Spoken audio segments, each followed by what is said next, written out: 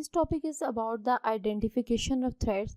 Like हमारे पास अगर एक थ्रेड गिवन है, एक स्क्रू या नट बोल्ट गिवन है, तो मैं कैसे आइडेंटिफाई करूँगी कि उस पर कौन सा टाइप का थ्रेड है।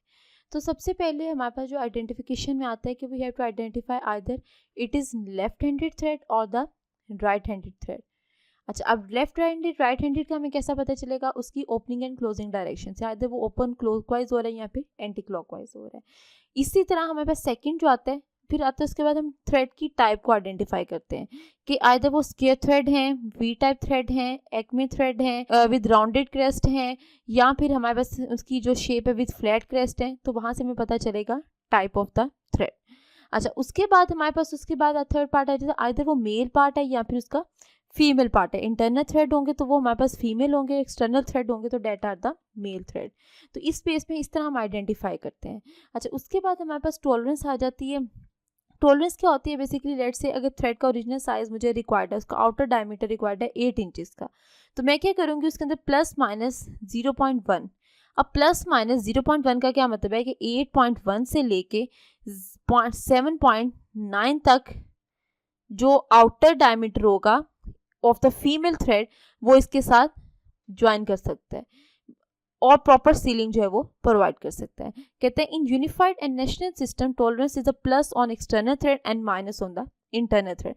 एक्सटर्नल थ्रेड के केस में हमारे पास क्या होता है? देखो, एक्सटर्नल थ्रेड हमेशा जो है वो जो टॉलरेंस जो है वो प्लस करते हैं। एक्सटर्नल थ्रेड जो होते हैं वो हमेशा लार्जर साइज के बनाए जाते हैं क्योंकि इंटरनल थ्रेड ने इसके ऊपर आके ज्वाइन होना है। अगर इंटरनल थ्रेड्स को हम लार्जर साइज के बनाएंगे तो इसके अंदर फिट नहीं होंगे। इस वजह से प्लस की जाती है टॉलरेंस एक्सटर्नल थ्रेड में और माइनस की जाती है tolerance in case of the internal threads.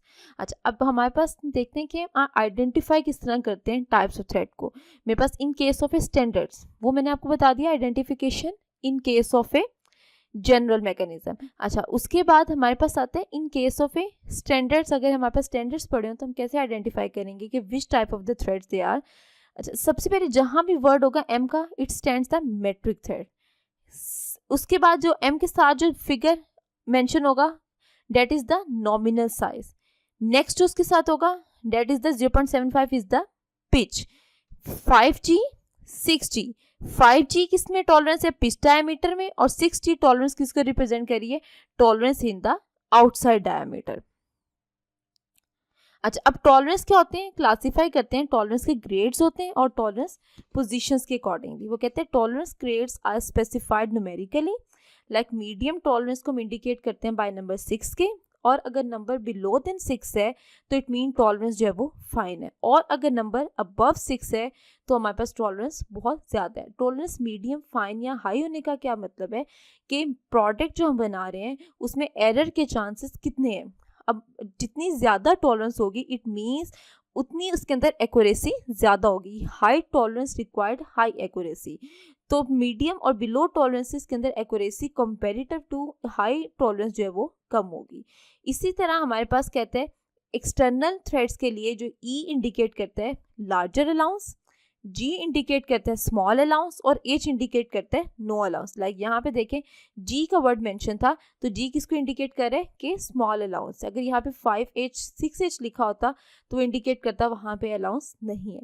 इसी तरह इन case of internal thread capital G indicate करता है स्मॉल अलाउंस को और कैपिटल एच इंडिकेट करता है नो अलाउंस को। नेक्स्ट हमारे पास आते हैं यूनिफाइड नेशनल थ्रेड।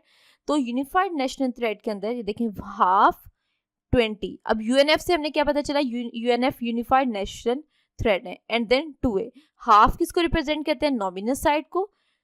20 किसको रिप्रेजेंट करते हैं? टीपीआई को। यूएनएफ थ्रेड सीरीज है हमारे पास।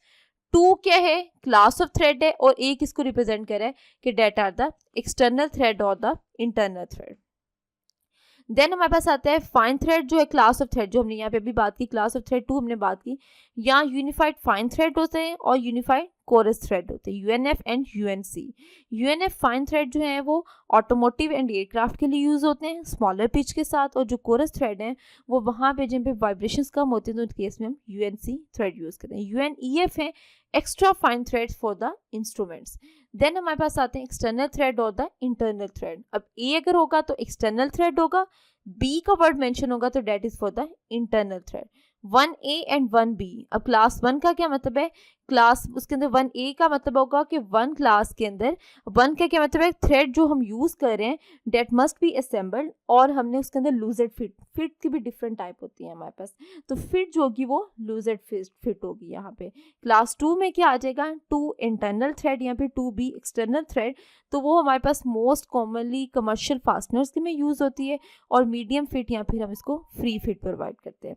क्लास 3 हमारे पास क्या है, 3 एंड 3 भी वही, 3A stand for the external thread and 3B stand for the 3 class के अंदर इंटरनल थ्रेड। तो हमारे पास वेयर द मोर वहाँ यूज़ होते हैं जहाँ पे एक्यूरेट फिट एंड द जो लीड रिक्वायर्ड होती है, और यहाँ पे हम कोई अलाउंस प्रोवाइड नहीं करते। अब थ्रेड की प्रोडक्शन के डिफरेंट मेथड होते हैं। थ्रेड रोलिंग होती है। थ्रेड रोलिंग के केस में क्या होता है, हमारे पास एक लार्ज जो वो स्टॉक होता है, उसको हम by using the milling machine, rollers जो होंगे उसके ऊपर एग्जैक्टली वही थ्रेड बने होंगे, रोलर्स के साथ कॉन्टीन्यूसली ग्रेजुअली रोलिंग प्रोसेस के थ्रू जो है वो थ्रेड फॉर्म होते हैं। कास्टिंग के थ्रू फॉर्म होते हैं, कटिंग में मशीनिंग आ जाता है, मिलिंग आ जाता है, लेथ मशीन आ जाती है, टेपर्स आ जाते हैं, डाइज आ जाते हैं, तो उसके थ्रू हम थ्रेड्स को जो है वो मैन्युफैक्चर कर सकते हैं। So these are the different methods of the manufacturing of the thread and how to identify the thread. Next topic we will discuss what are the power screws, that is basically the example of the thread.